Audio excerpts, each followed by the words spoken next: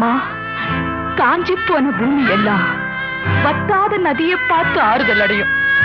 அந்த நதியே காஞ்சி போயிட்டா துன்பப்படுறவங்க எல்லாம் அவங்க கவலைய தெய்வத்துக்கிட்ட முறையிடுவாங்க. ஆனா தெய்வமே கலங்கி நின்னா அந்த தெய்வத்துக்கு யாரால ஆறுதல் சொல்ல முடியும்? தானாடவில்லை அம்மா, சதையாடுது. அது தந்தை என்றும் பிள்ளை என்றும் விளையாடு.